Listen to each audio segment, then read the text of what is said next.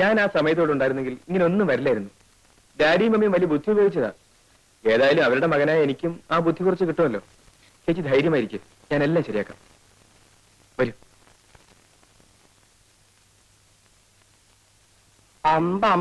എന്റെ ഗുരുവായൂരപ്പ, എന്താ ഇത്? ഇതാണ് വീട്. ശങ്കരനാരെ, നിങ്ങൾ പോയാ മതി, ഞാൻ പുറത്ത് എവിടെയും ഇരുന്നോളാം. പേടിക്കാതിരിക്കെ, ഞാൻ പറഞ്ഞല്ലോ, ഓർമ്മയുണ്ടല്ലോ. ഓർമ്മയുണ്ട്, ഞാൻ മറന്നുപോകും. വല്ല വഴക്കോ വെക്കാനോ വേണ്ടി വരുമോ? ചിലപ്പോ.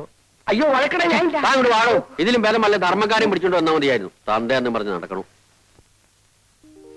വരൂ. എന്റെ ഭഗവാനെ, ഇത് വീടോ കൊട്ടാരവോ? ലക്ഷ്മി, എന്റെ തല കറങ്ങണം. അമ്മോനൊരു കാര്യം ചെയ്യും, ഇവിടെ എന്ത് നടന്നാലും അനങ്ങണ്ട, മിണ്ടാണ്ട് ഇവിടെ ഇരുന്നാ മതി. അപ്പൊ വല്ല നടക്കോ? വല്ല അടിപിടി നടക്കുവോ മോനെ? അതൊക്കെ ഞാൻ നോക്കിക്കൊള്ളാം. അയ്യോ, അവിടെ എങ്ങാനും വയ്ക്കണോ അലവലാതി, തന്നെ കെട്ടി വലിച്ചുകൊണ്ട് വരാൻ പോയത് ആവത്തായല്ലോ.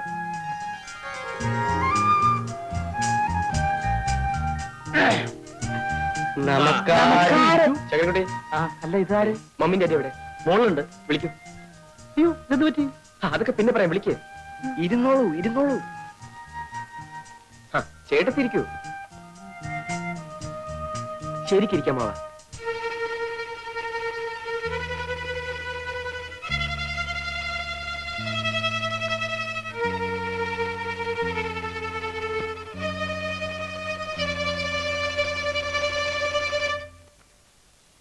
എന്താ എല്ലാവരും കൂടി ഇങ്ങോട്ട് പോകുന്നത്? അതെ അതെ, ഈ നിൽക്കുന്നത് നിങ്ങളുടെ മകന്റെ ഭാര്യയാണ്. അവളെ അവളുടെ ഭർത്താവിന്റെ വീട്ടിലാക്കാൻ വന്നതാ. നിങ്ങളാണോ പെണ്ണിന്റെ അച്ഛൻ? അല്ല, ഈ നിൽക്കുന്ന ആളാ. ഇത് അമ്മ അമ്മ അമ്മ. ചേച്ചി, കഴിഞ്ഞതെല്ലാം പോട്ടെ, ഒന്നുമില്ലെങ്കിലും നമ്മള് പെണ്ണുങ്ങൾ മാറി നിൽക്കൂ. ലക്ഷ്മി, ഇങ്ങോട്ട് പോര് പോര് പോര് പോര്. തന്റെ പേരെന്താ?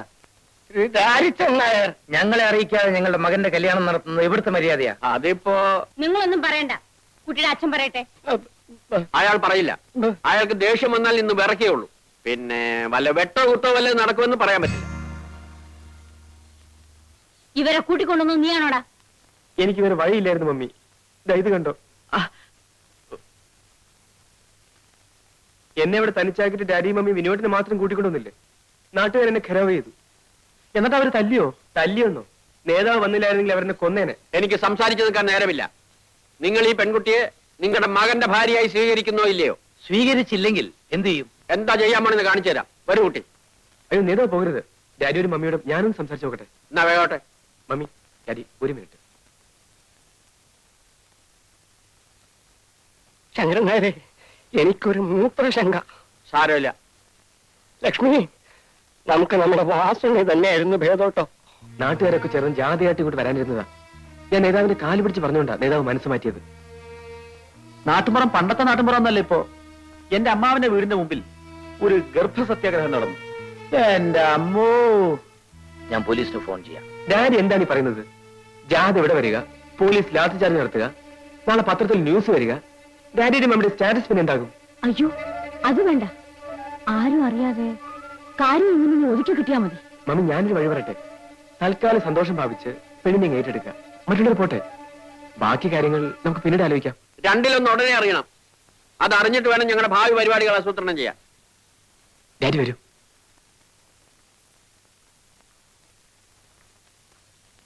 ഡാഡിക്കും മമ്മിക്കും അവരെ അറിയിക്കാതെ കല്യാണം നടത്തിയുള്ള പ്രയാസമാണ്. അത് മാത്രമേ ഞങ്ങൾക്ക് വിഷമമുള്ളൂ. അതിന് ഞങ്ങൾ മാപ്പി ചോദിക്കുന്നു. വേണമെങ്കിൽ നാട്ടിലൊരു പൊതുയോഗം വിളിച്ചുകൂട്ടി പരസ്യമായി മാപ്പി ചോദിക്കാനും തയ്യാറാണ്. അതെ, അതൊന്നും വേണ്ട. കുട്ടിയെ ഞങ്ങൾക്ക് ഇഷ്ടമായി. വാ മോളെ, ചെല്ലുമോളെ, നിന്റെ അമ്മാവിയമ്മയാ. നിങ്ങളിവിടെ എങ്ങനെ എത്തി?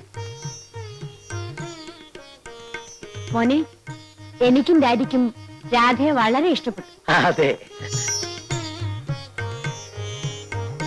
ഇനിയിപ്പോ പ്രശ്നങ്ങളൊന്നും ഇല്ലല്ലോ. എന്ത് പ്രശ്നം?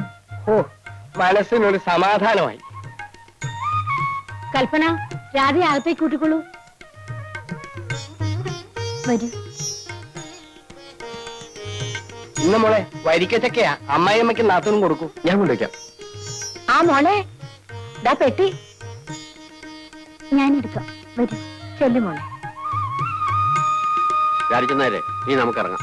അല്ല, ഇന്നിവിടെ താമസിച്ചിട്ട് നാളെ നമുക്ക് ഒരുമിച്ച് പോയാ പോരെ? എനിക്ക് എന്തായാലും പോണം. എന്റെ ഭാര്യയോട് ഒറ്റയ്ക്കാം. എന്നാ ഞങ്ങളും വരാം. ചേട്ടൻ എന്തിനാ നാളെ പോകുന്നത്? ഞാൻ ലീവ് എടുത്തിട്ടില്ല. ഏതായാലും ചേട്ടത്തി ആദ്യമായി ഈ വീട്ടിൽ വന്നതല്ലേ? ഇവിടെ താമസമാക്കാനല്ലോ അവൾ വന്നത്. ഞങ്ങൾ രണ്ടാളും കൂടെ നാളെ അങ്ങോട്ട് തിരിക്കുന്നുണ്ട്. നിങ്ങൾ എല്ലാവരും കൂടി സൗകര്യം ഉള്ളപ്പോ ഞങ്ങളുടെ വീട്ടിലേക്കൊന്ന് വരണം. ഓ വരാം. ഞങ്ങൾ ഇറങ്ങട്ടെ. വരട്ടെ ചേച്ചി. ആ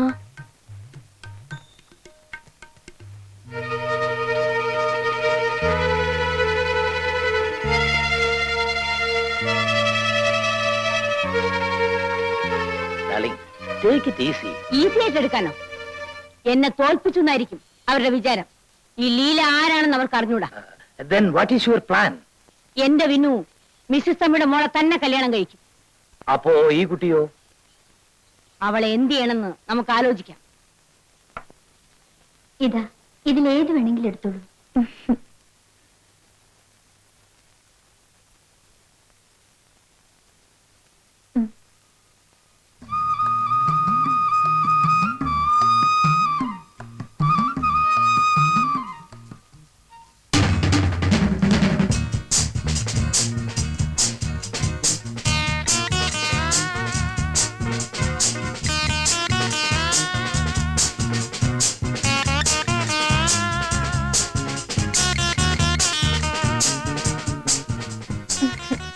എന്താ ഇത്? നന്നായിട്ടില്ലേ?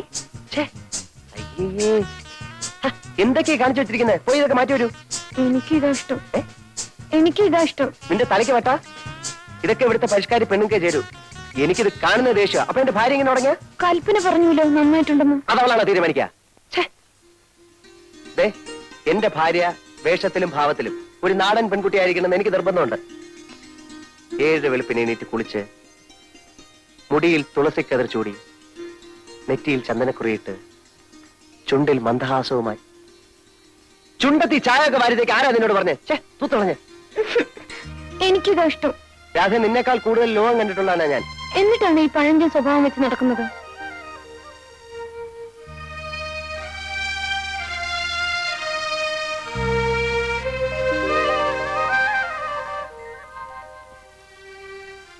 സ്കൂളിൽ എന്റെ കൂടെ പഠിച്ചിരുന്ന വാസന്തി കണ്ടിട്ടുണ്ടോ?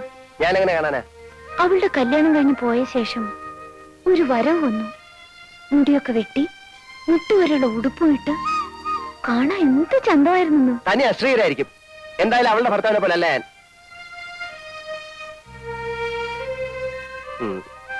ഏതായാലും കഴിഞ്ഞതൊക്കെ പോട്ടെ. നമ്മളമ്മ വെറുതെ വഴക്കിട്ട് സമയം കളയണ്ട. രാധ പോയി വേഷമൊക്കെ മാറ്റി വരൂ. എനിക്ക് കുറേയേറെ കാര്യങ്ങൾ നിന്നെ പറഞ്ഞു മനസ്സിലാക്കാറുണ്ട്. മോളെ, നമുക്കൊരു സിനിമ കാണാൻ പോവാം. വേണ്ട വേണ്ട, ഞാൻ സിനിമ കാണാറില്ല. നിന്നോടല്ലോ, അവളോടല്ലേ ചോദിച്ചത്. ഇവനൊരു പ്രത്യേക സ്വഭാവക്കാരനാ. ഇവൻ വരില്ല. നമുക്ക് പോവാം മോളെ. അമ്മേ, രാധ വരുന്നില്ല. അമ്മ പൊയ്ക്കോളൂ. എനിക്ക് സിനിമ കാണണം. നമുക്ക് പോവാനേ. വേണ്ടാത്തവരോട് എന്തിനാ നിർബന്ധിക്കാൻ പോകുന്നത്? നമുക്ക് പോവാം മോളെ. ദേ, നിനക്ക് പൊടിയരി കഞ്ഞി ചമ്മന്തി ഉണ്ടാക്കാൻ പറഞ്ഞിട്ടുണ്ട്. ഞങ്ങൾ പുറത്ത് ആഹാരം കഴിച്ചിട്ട് വരും. വാ മോളെ.